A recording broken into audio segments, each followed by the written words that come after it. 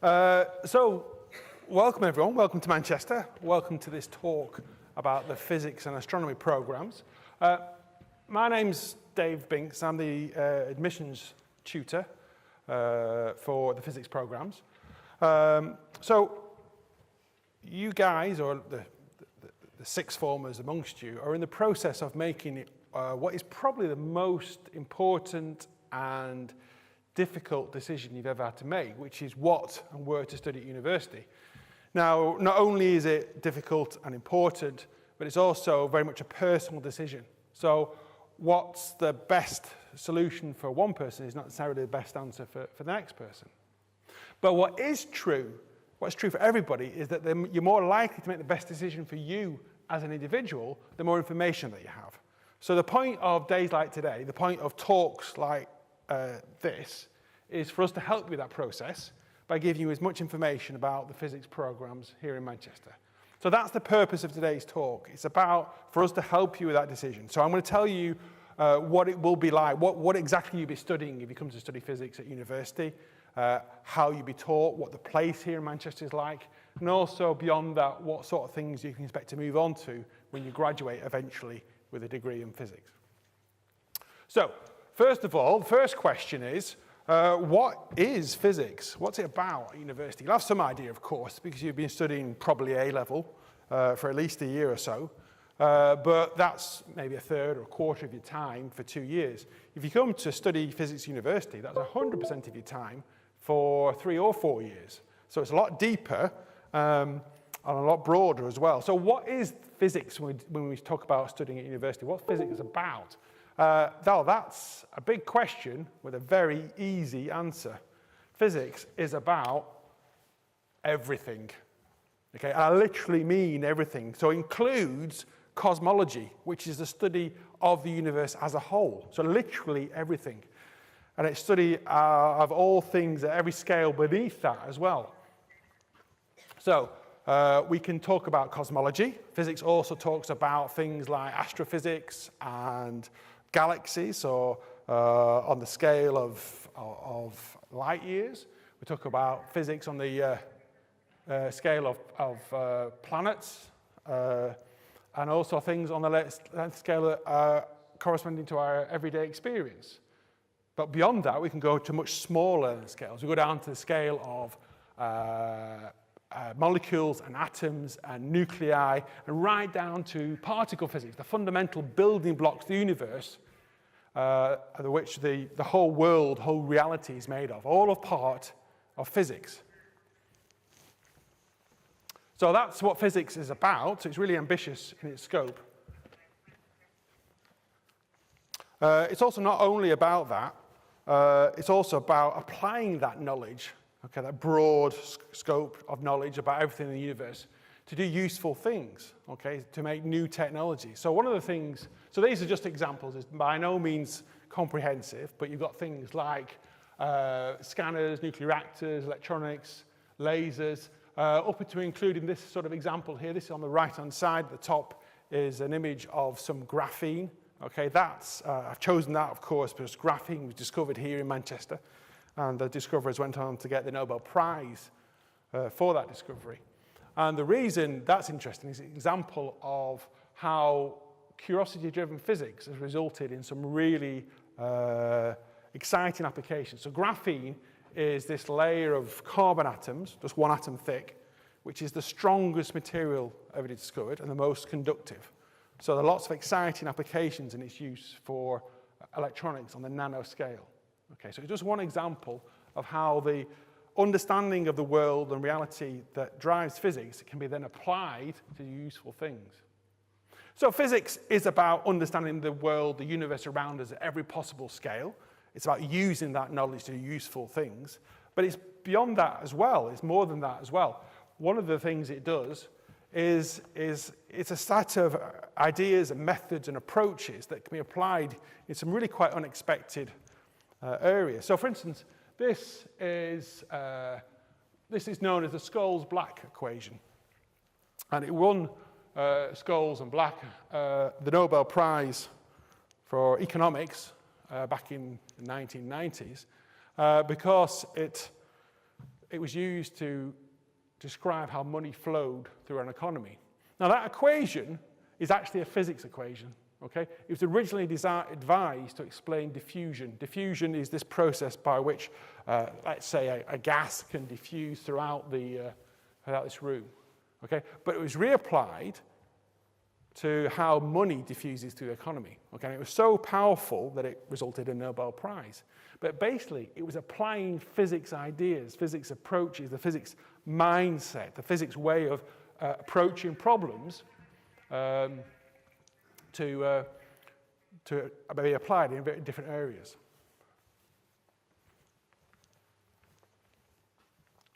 Sorry, I can hear your music, your phone. Coming from your phone, it is. It was for conversation. Yeah, okay. Okay, so physics is about those things, and then to learn how to do those things, learn how to do physics, is you need a certain set of skills.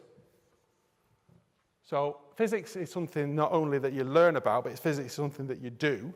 So to do those things, you need to design and build experiments, because physics is science, and it's not science without experiment.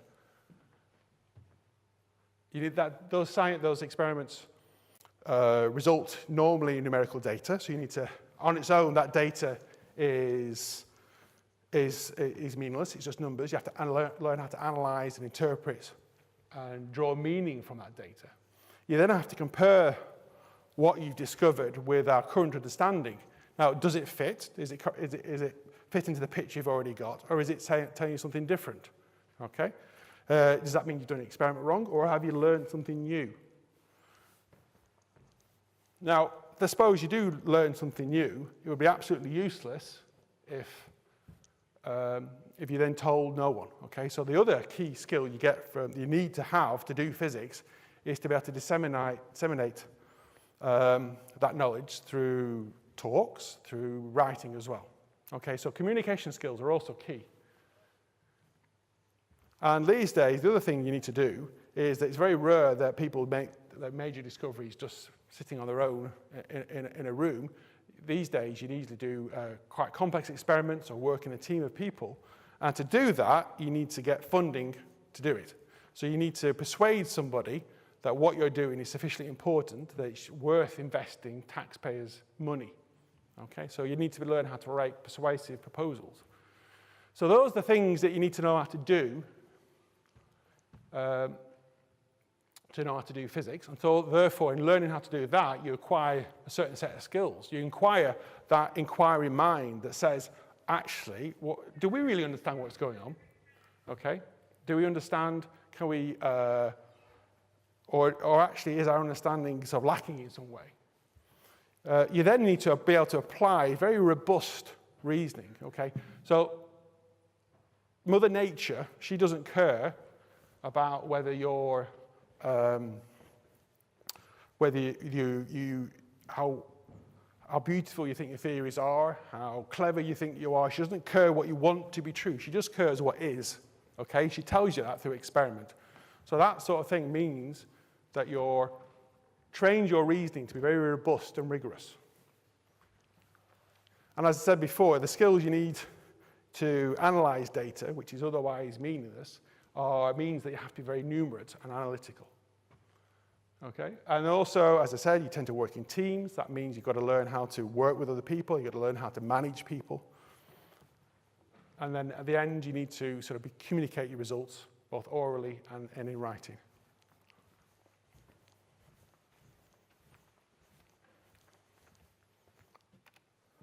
Okay, so that's what physics is at university. So what's the place at Manchester? What's physics like at Manchester? So the Department of Physics and Astronomy is based in the Schuster building. That's its home. So that's just next door to us where we are on campus. So you can have a look around we run tours around the building throughout the day. So please come and have a look. So that's the building. It's actually the original home of physics in Manchester. Okay. And we've had a physics department in Manchester for over 150 years.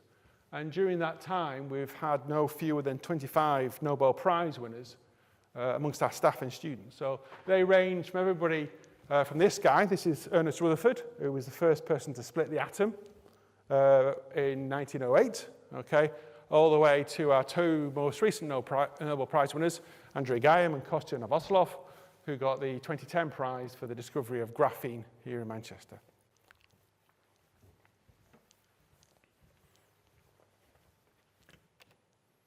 Okay, so that's what history of physics at Manchester. What's it like now? Now, one of the things you might consider in choosing where to study university is the quality of the research at a various places. Now, why is that important from a student's point of view? Okay. Well, one of the benefits of coming to study at a research-led university is that you get to learn about the latest discoveries from the people making those discoveries. So graphene is a good case in point. So even soon after its discovery in 2004, we were already using it in the lectures, and we're already using it in the labs. So this is the benefit you get from studying at a research university. So how does the research at Manchester fare? So the government, once every 7 years or so, performs what's known as this exercise known as a Research Excellence Framework, where it basically goes around every department, every university in the country, and assesses the quality of the research. So that exercise, the most recent exercise, was completed at the end of 2021. The results announced in May this year. And so it assessed every physics department in the country, characterizing its research under the system where 4 stars is world leading, 3 stars internationally excellent, 2-star recognized internationally. And these are the top 4 scoring universities in the UK for physics, as assessed by the government this May. Okay, so you can see Manchester is the highest, joint highest for 4-star, but higher than under the 3-star. Okay, so that's the government's own assessment of the quality of research here at Manchester. What about Manchester in terms of the people? So it's not just bricks and mortar. Obviously, it's a group of people, or a community of scholars, if you like. So we're a big department, one of the bigger ones. So we have about 90 academics altogether. An academic means either a lecturer or a professor. And they're the people who do the teaching and the research. And we have about 200 people supporting them in terms of research assistants and admin staff. And we welcome about 330 new undergraduates every year. Okay, and about 70 postgrads. So we're a big, vibrant community of physicists. I already showed, this is our home, so I've already showed you a picture of the Schuster lab from the outside. We sort of outgrew that a little bit. So about 5 years ago, we had a large annex built, which is, if you go on the lab tours, you'll see that. That's where our first-year labs are. And also, some of us have moved to the next-door neighbouring building, which is the Alan Turing. So, for instance, many of our astronomers are in next door. And you can see here some images of the labs and the teaching spaces within the physics building. Okay, you'll get to see them yourself if you go on the building tour. Okay, so that's something about the physics department. But what about the different programs that we offer? So we have a number of different programs ranging from our physics program, just physics, or we have physics with astro, physics with theory, physics with studying Europe, and mathematics and physics. So the physics with, so physics theory, Europe, and astro, that's a 2/3, 1/3 split between the physics and the other subject. The maths and physics is a 50-50 split. It's a joint honours taught equally between ourselves and our colleagues in the maths department. For most of them, we offer them either as the 3-year bachelor's, which is the traditional undergraduate degree programme, or as the 4-year MPhys. The exception to that is the Study in Europe programme. That's because that involves a year out, year 3, where you go to study physics, but at a European university, studying in a foreign language. Okay.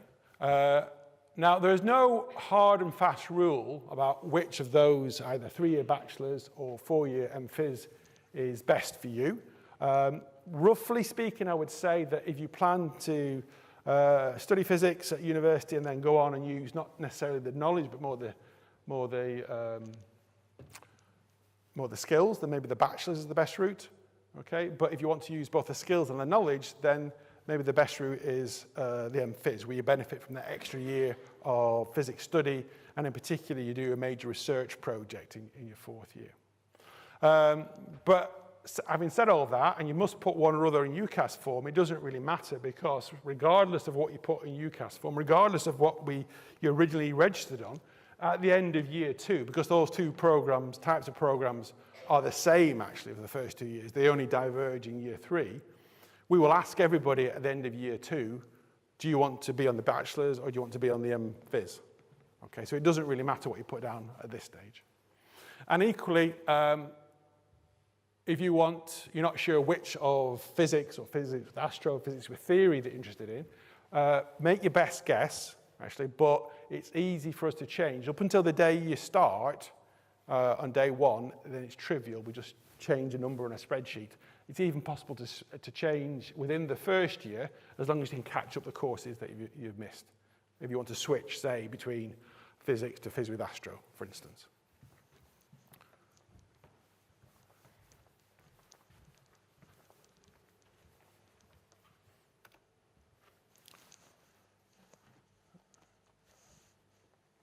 Okay, so I wanted to talk a little bit about entry requirements. So our standard offer is A star, A star, A, where the A stars have to be in maths and physics. So I realize that's a very high offer, so I thought it warrants a sort of explanation where it comes from. Under the UCAS system, and this is true for every university department, if a department makes you an offer and you get those grades or better, not only do they want to take you, they actually have to take you. They legally have to take you. So that is a legal contract. So if you get those grades or better, then you have to be taken. That's regardless of how much space there is in the lecture theatres or how much space in the labs. So we have to be able to govern the numbers to make sure that we don't overshoot and get too many people for the size of the lectures and the size of lecture theatre, the size of the labs. The way we do that is by setting the offer grades high enough so we can control numbers. So they're so high simply because of supply and demand, really. We get about 1,800 applications for just over 300 places, so about a 6-to-1 ratio. So the only way we can control the numbers, and we know we're more or less where to set it from previous experience, is by setting those high grades. So that's where they come from. It's basically supply and demand. So that's our standard offer is 2 A stars and an A. We do have a slightly reduced offer for those people who receive contextual offers, so these people who maybe come from backgrounds where they've not traditionally sent lots of people to university before. So that's what it is in terms of A levels, but in terms, if you're doing other qualifications, whether it be something like IB or some overseas qualification, then we would make an offer which is equivalent to 2 A stars and an A at A level. Okay.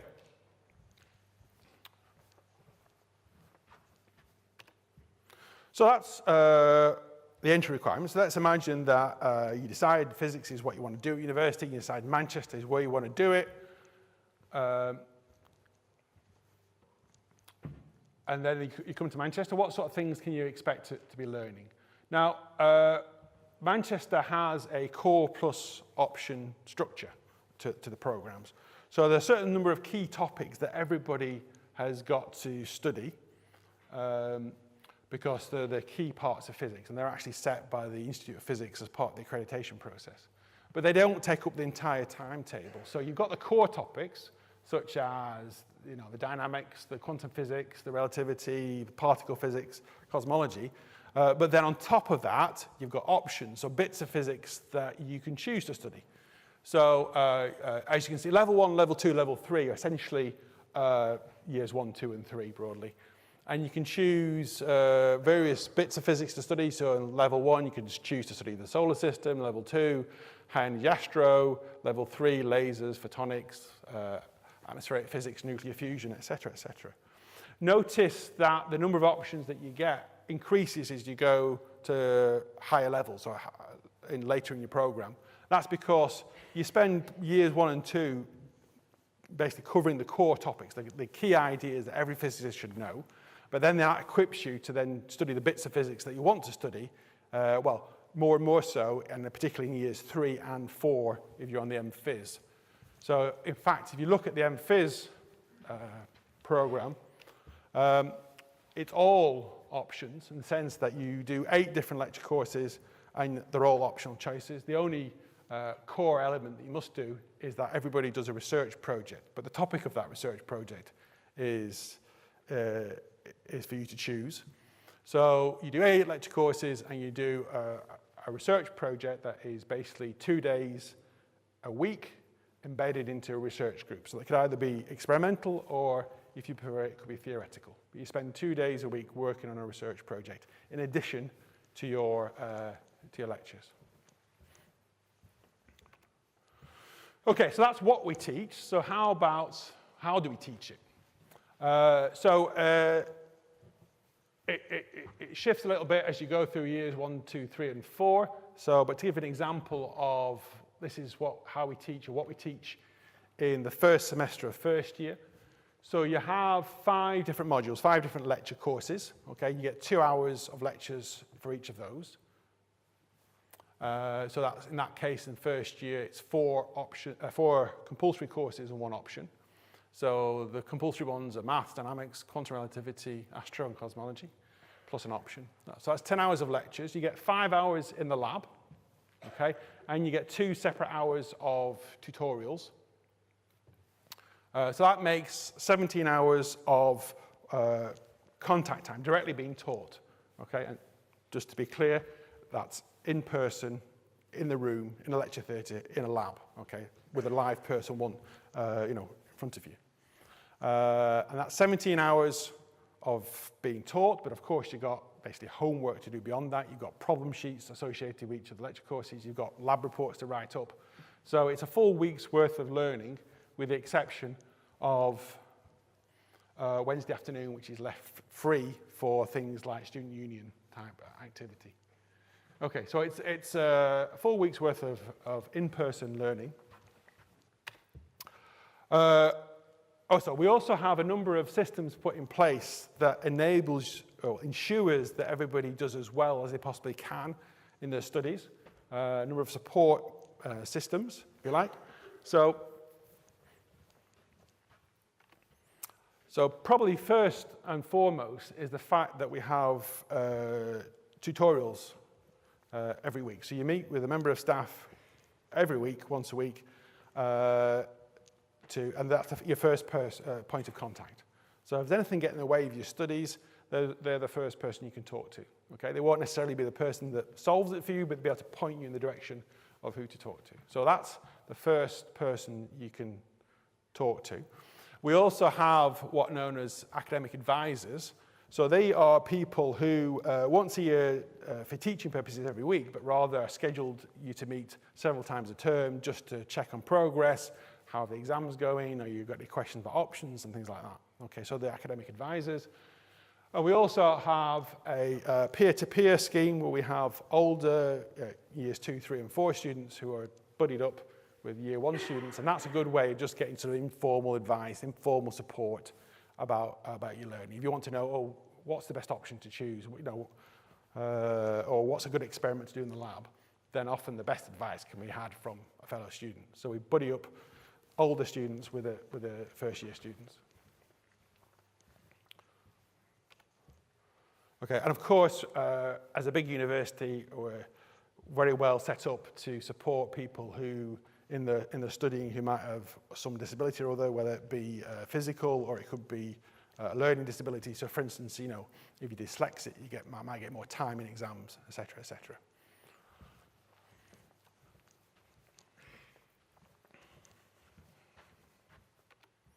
Okay, so let's imagine that you say you want to do physics and you want to do it in Manchester and you have a great time studying physics for 3 or 4 years, and then you graduate with your nice, newly minted physics degree. What then? What sort of options do you have as a newly graduated physicist? Well, many and varied is the answer, but to flesh that out, here's a couple of examples. So these are some of our recent students, just to give you an example of the sort of things that they go on to do. So Ellen did an MPhys in physics with Astro, but then she got a job working for Apple as a data analyst. So that's an example of someone who's not necessarily using the physics knowledge per se, but using the skills that they've acquired, okay, particularly the numerical and analytical skills, and applied them in a career. So data analysis in this case. Another example is Cayman. So he's graduated a couple of years ago on the MPhys with physics program. So he went on to work in academic publishing, for instance. So that's where people submit a research paper and it gets published in a journal, and that process is overseen by an editor. So that's what Cayman's doing. So he's using both skills he's acquired, but also his knowledge of physics. He has to assess the physics contained in the papers. Okay, so that's some case studies, some examples, but here's some, as a physicist, I like numbers, I like data. So here's some data. This is collected from the Discover Uni website, which is run by the government, basically collects statistics about graduates on every program in every university in the country. So this is the data for, you can find the data for the Manchester Physics program here. I've chosen one as an example. This is our most popular program, MPhys Physics. And so this is the data. So of our students, about 2/3 of them or so go straight into an employment, and about nearly a quarter of them go into further study. So that's PhDs primarily, but also masters. Others is things like going traveling and stuff like that. And those who go into employment straight away, about 60% go into what I've called tech. So these are people who are using both the skills and the physics knowledge directly in their employment, whereas we get about 20% who are using, who go into finance and business. So they're not using the knowledge, physics knowledge per se, but rather the skills, particularly the analytical skills and the numeracy. Okay.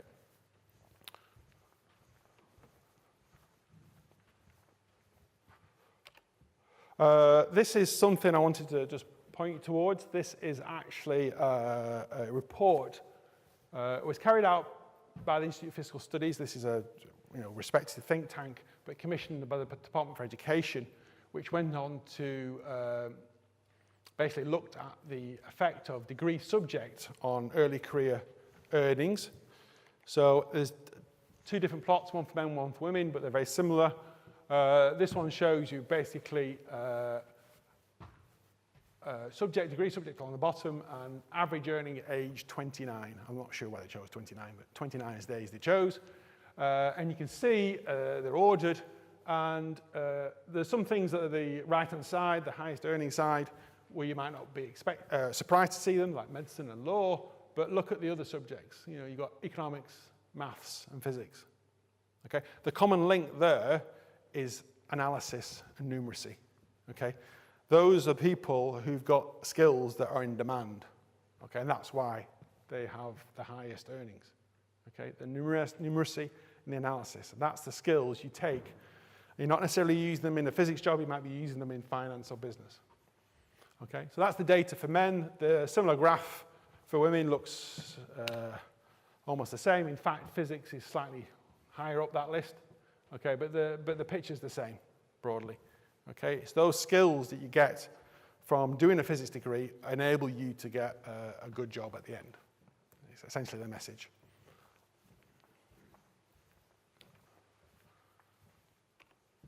Okay, and this is just to stress the fact that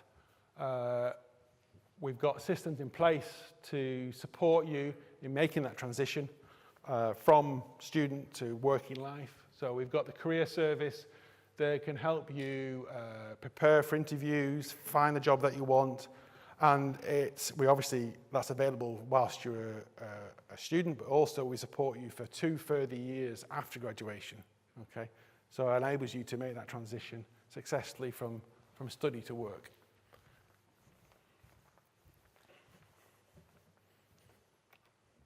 Okay, so let's sum up what physics is about at university. So physics is about everything, okay? It covers everything in the universe at all possible scales, okay? But it's not just about discovering things for their own sake, but it's also about using that knowledge to do useful things in the form of technology. And it's also, more than that, it is an approach, a way of tackling problems, a way of looking at the world that's very powerful, okay, and it can be used in many areas that you might not immediately realize, such as economics and business, for instance. In studying a physics degree, in learning how to do physics, you develop a set of skills, okay? And these skills are very useful and allow you to and they can be used in many different areas, not just physics, and give you many different options when you graduate and you're looking for a job. Okay, so that is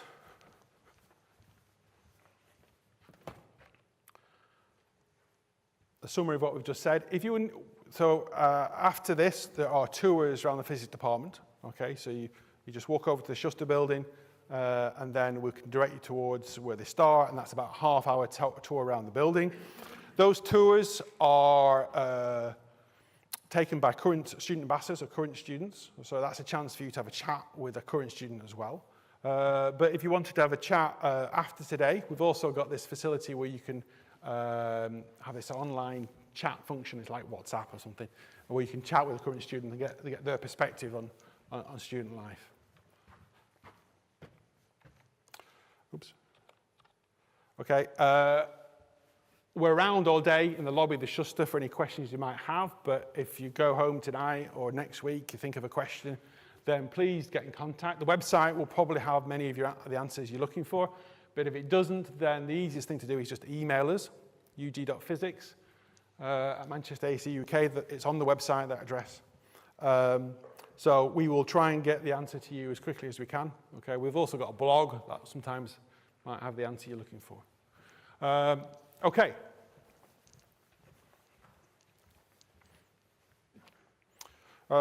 Just to flag up, we have a number of scholarships. More information about these are on the university website. Okay, but the number of scholarships available for new students.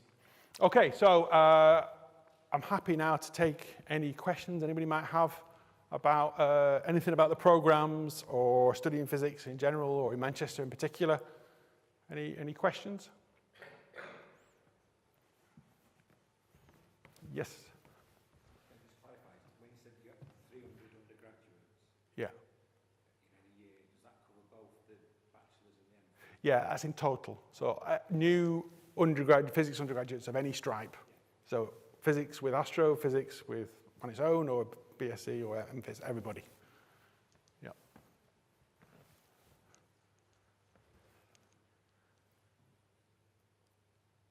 Yeah. Hi.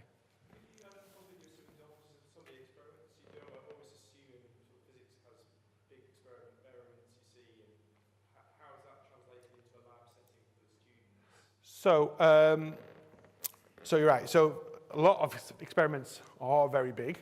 Okay, so if you're talking CERN, it's absolutely humongous. You're talking some of the telescopes, they're also big.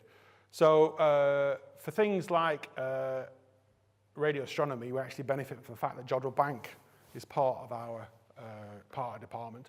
So for particularly the students on the Phys with Astro course, we can actually use the facilities out of Jodrell Bank. Jodrell Bank is about 20 miles south of here in Cheshire. So we can either run a minibus there, or actually these days you can control a massive radio telescope from a laptop anywhere in the world, or your phone probably. But we do that. But in terms of, you'll see this if you go around on the tour, you'll see the teaching labs. A lot of our experiments are designed to be in person, sort of something you can do yourself.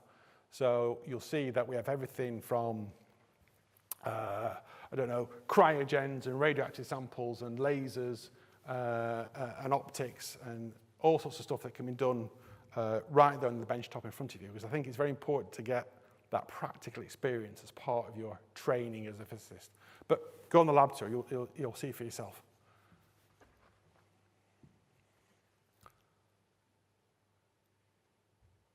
Oh, sorry. Yes, hi.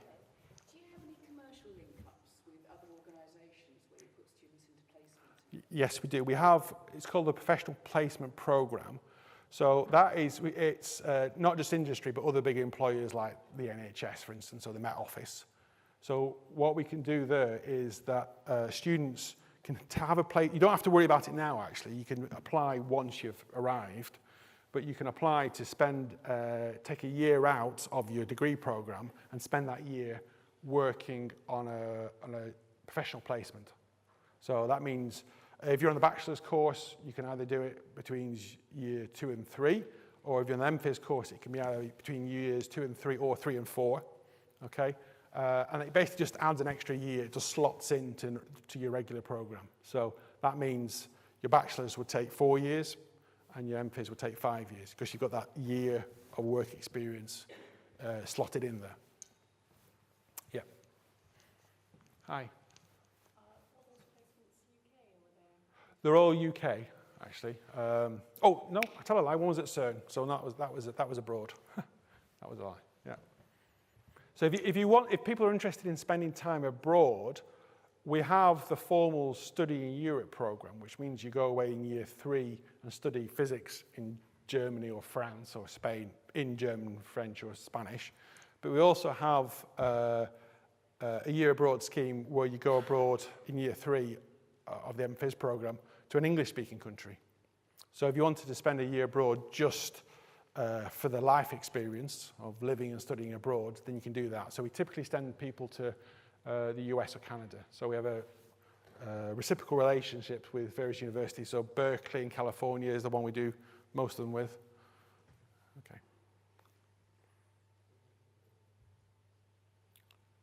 Any more?